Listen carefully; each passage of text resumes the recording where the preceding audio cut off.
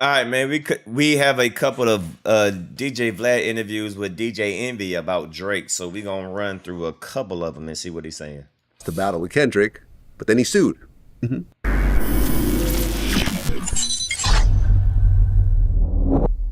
Well, I mean, you commented on this before. Drake lost the battle with Kendrick, but then he sued. So what do you think about that whole defamation lawsuit? Now, this is something that's crazy because he didn't sue Kendrick. He sued the record label, right? Correct. Honestly, I think the whole shit is whack. I mean, his own record label, actually. His own record label, Yeah. right? And he's saying his own record label did things to boost Kendrick's thing.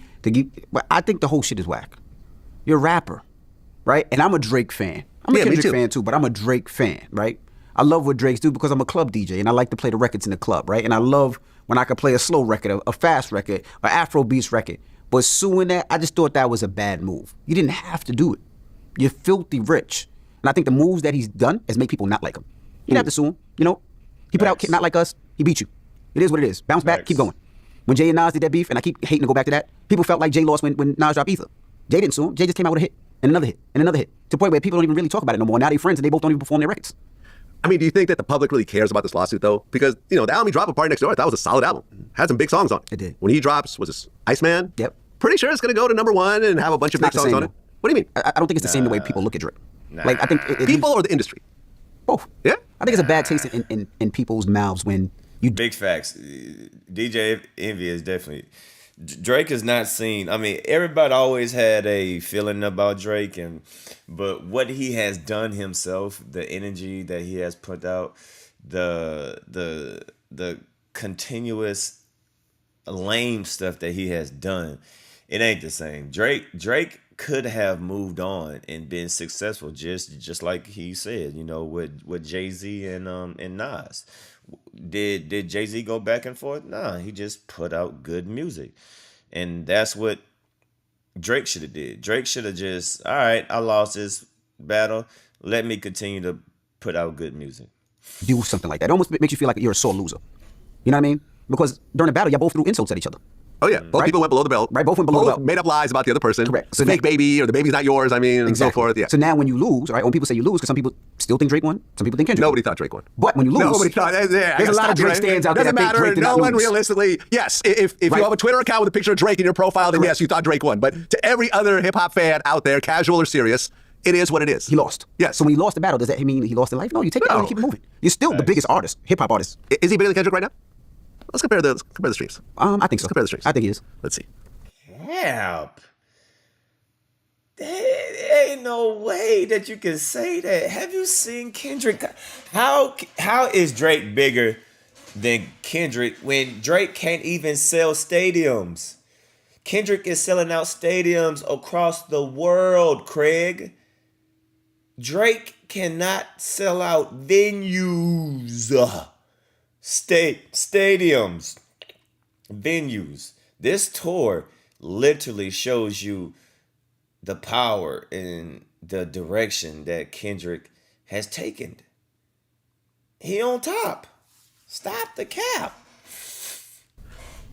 I think he is. Drake, rounded up 82 million monthly listeners. Kendrick, 73. Pretty close. Very close. If you count the Apple numbers, it might be neck and neck. Correct. Because we don't know the Apple numbers. So I don't know if you can really say he's a bigger artist than Kendrick, right? When I say that, they're both two different type of artists, two different styles of music, right? I was just recently in Greece. Yeah. I've heard Drake records in Greece. But not Kendrick. I didn't hear Kendrick records in Greece. Okay. You see what I'm saying? When I'm in the club, I'll hear a Kendrick record. I mean, I'll hear a Drake record fast. But Kendrick doesn't really make club records. He doesn't. Not Like Us is sort of the first club record he made, kinda, sort of, because it is. No, he does make club records. He makes festival records. What's the record with MCA? Rah, rah, rah. He makes records that are big in festivals. But Drake is more of an international artist. I would say that. He has records with Bad Bunny. Like he has records that cross over. All right, that was that. Let's get to this one. Well, speaking of Drake, when Charlamagne was here last time, which was, I don't know, about a month or so ago, he was talking about the beef that he had with Drake. He said at one point, he approached you and Angela Yee and was like, where's the third musketeer? Yes. So that actually happened. Absolutely. So describe this conversation. This was a welcome to Houston party for Breakfast Club. We were just syndicated in Houston. Huge venue. So, Charlamagne didn't come. Smart. It was me and Angela Yee there. And I remember Sierra was there, Future was there. And all of a sudden, I just started seeing all these huge security guards wearing all black coming to the section. And it was Drake. It might have been about maybe 15 guards, 20 guards. Damn. Yeah. And like he said, came up to me and said, "Where's the third Musketeer?" And I was like, "He didn't come." But yeah, I'm sure they probably was going to drag Charlamagne around the club that night if he was there. They weren't coming to have a conversation. Did you ever hear my whole thing that I got into it with Drake? No. So we were in New Orleans for All-Star Weekend, 2013, I think, maybe 2014, right around that time. And shortly before then, there was a Beats by Drake party, and Drake was walking by me, and I'm like, "Yo, what up, Drake? Vlad from Vlad TV." And he was like, "Oh, stop talking shit about me." And I'm like, what are you talking about? I'm like, "Yeah, we love you over here," right? I just kind of laughed it off. So then we ran into each other again. We were at the Jordan party. I went up to, "Hey, what's up, Vlad? Oh, yeah, I'm trying to interview. Oh, yeah, talk to my manager." The manager was a little kind of standoffish with me, but I'm like, whatever. And then at one point, we were all on stage together. He was a little bit to the side. Chubbs was on stage. So me and Chubbs are talking. Because I'm thinking like we have literally hundreds of articles praising Drake, right? And me and Chubbs are talking. We exchange numbers. And then I'm over to the side with my security, this Navy SEAL dude, but he's sort of standing down a little bit, so it looks like I'm by myself. So Chubbs walks up to me, and he gets in my face, and he was like, "Yo, man, what's up all that shit you talking about my man Drake?" I said, "What are you talking about?" I said, "I never said shit about Drake." "No, you did. I said, "I've had guests that have talked about Drake." "Like who?" "Like Charlamagne." "Well, that's on you too." And I'm like, okay.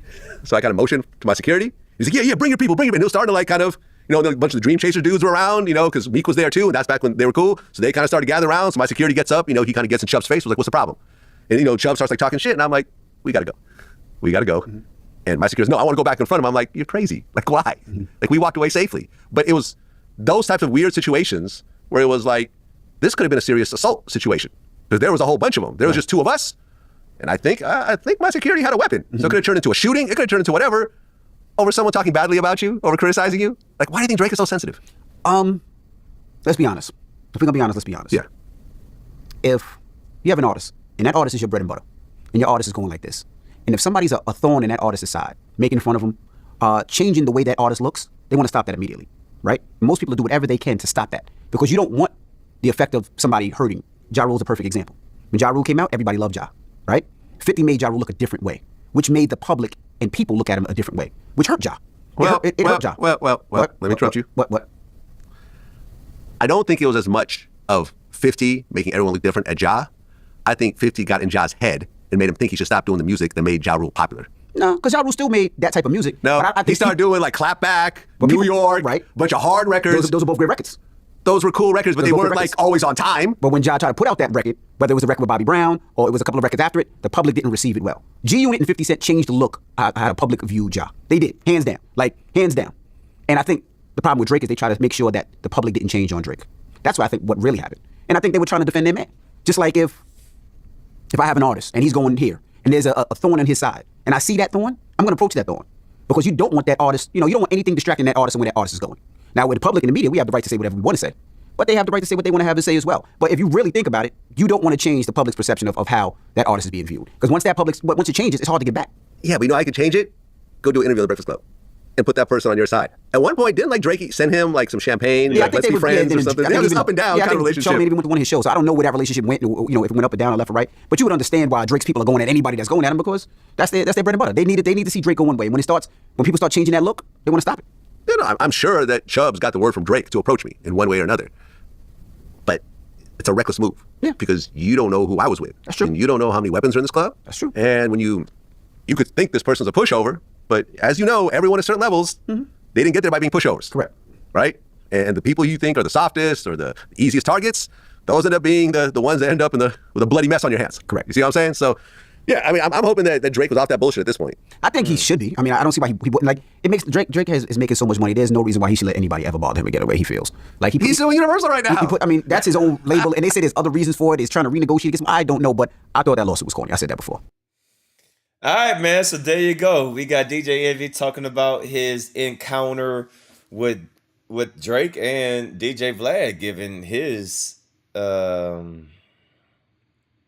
experience with Drake too. Yeah, Drake is an extra sensitive, and he doing this with bodyguards around him. As you heard, DJ Envy, he said that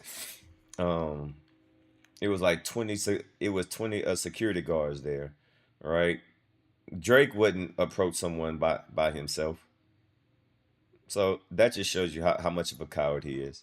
So y'all leave a comment down below, man. This is oh shoot, hold on. This is DJ I keep on DJ Academics.